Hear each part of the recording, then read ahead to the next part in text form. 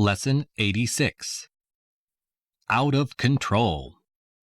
First listen and then answer the question. What was the danger? As the man tried to swing the speedboat round, the steering wheel came away in his hands. He waved desperately to his companion, who had been water skiing for the last 15 minutes. Both men had hardly had time to realize what was happening when they were thrown violently into the sea. The speedboat had struck a buoy, but it continued to move very quickly across the water. Both men had just begun to swim towards the shore when they noticed with dismay that the speedboat was moving in a circle. It now came straight towards them at tremendous speed. In less than a minute, it roared past them only a few feet away. After it had passed, they swam on as quickly as they could because they knew that the boat would soon return. They had just had enough time to swim out of danger when the boat again completed a circle. On this occasion, however, it had slowed down considerably. The petrol had nearly all been used up. Before long, the noise dropped completely and the boat began to drift gently across the water.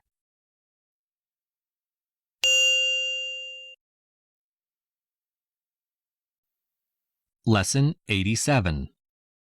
A perfect alibi. First listen and then answer the question. What was wrong with the man's story?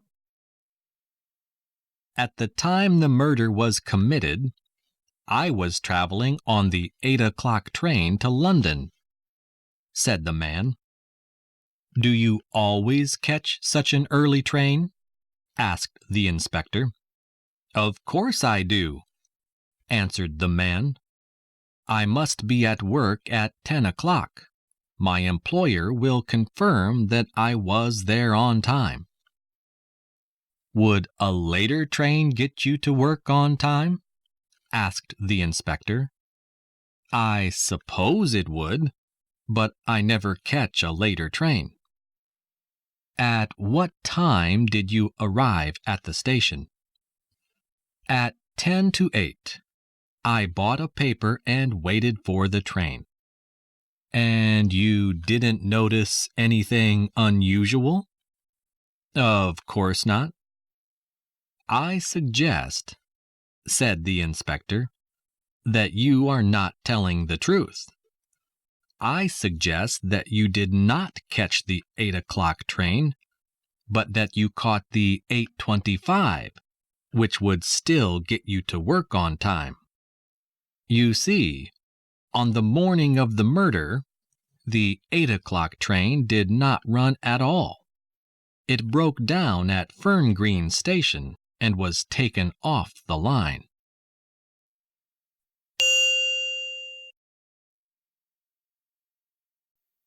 Lesson 88.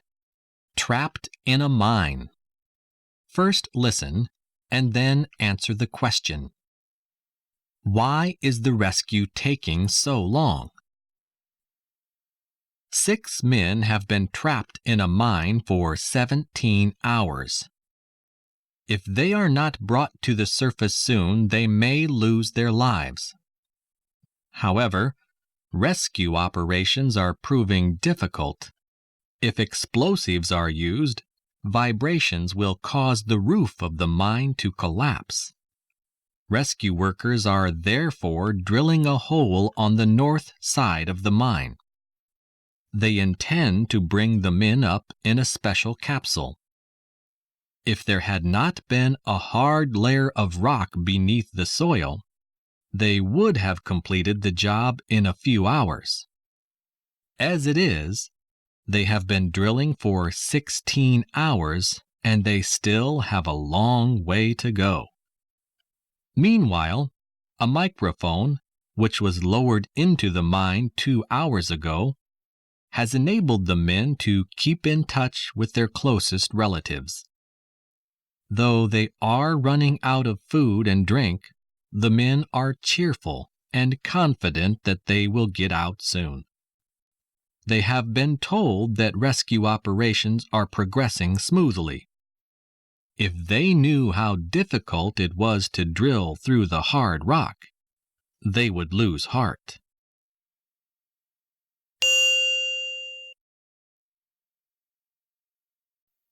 Lesson 89. A slip of the tongue. First listen, and then answer the question. Who made the only funny joke that evening and why? People will do anything to see a free show, even if it is a bad one. When the news got round that a comedy show would be presented at our local cinema by the P&U Birdseed Company, we all rushed to see it. We had to queue for hours to get in, and there must have been several hundred people present just before the show began. Unfortunately, the show was one of the dullest we have ever seen. Those who failed to get in need not have felt disappointed, as many of the artists who should have appeared did not come. The only funny things we heard that evening came from the advertiser at the beginning of the program. He was obviously very nervous, and for some minutes stood awkwardly before the microphone. As soon as he opened his mouth, everyone burst out laughing. We all know what the poor man should have said, but what he actually said was, "This is the Pooh and E Seedbird Company. Good ladies' evening and gentlemen."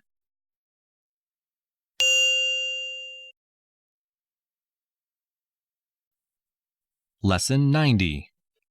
What's for supper? First listen, and then answer the question. What kind of fish are they? Fish and chips has always been a favorite dish in Britain. But as the oceans have been overfished, fish has become more and more expensive. So it comes as a surprise to learn that giant fish are terrifying the divers on North Sea oil rigs. Oil rigs have to be repaired frequently, and divers, who often have to work in darkness 100 feet underwater, have been frightened out of their wits by giant fish bumping into them as they work. Now they have had special cages made to protect them from these monsters. The fish are not sharks or killer whales, but favorite eating varieties like cod and skate, which grow to unnatural sizes, sometimes as much as 12 feet in length. 3 factors have caused these fish to grow so large: the warm water round the hot oil pipes under the sea, the plentiful supply of food thrown overboard by the crews on the rigs, the total absence of fishing boats around the oil rigs.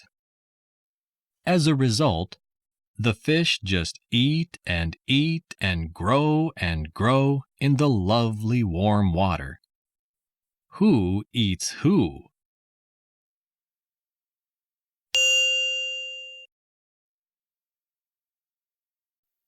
Lesson 91. 3 men in a basket.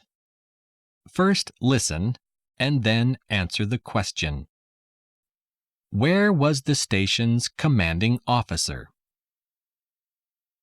A pilot noticed a balloon which seemed to be making for a Royal Air Force station nearby. He informed the station at once, but no one there was able to explain the mystery. The officer in the control tower was very angry when he heard the news, because balloons can be a great danger to aircraft. He said that someone might be spying on the station, and the pilot was ordered to keep track of the strange object. The pilot managed to circle the balloon for some time. He could make out 3 men in a basket under it, and one of them was holding a pair of binoculars. When the balloon was over the station, the pilot saw one of the men taking photographs. Soon afterwards, the balloon began to descend and it landed near an airfield.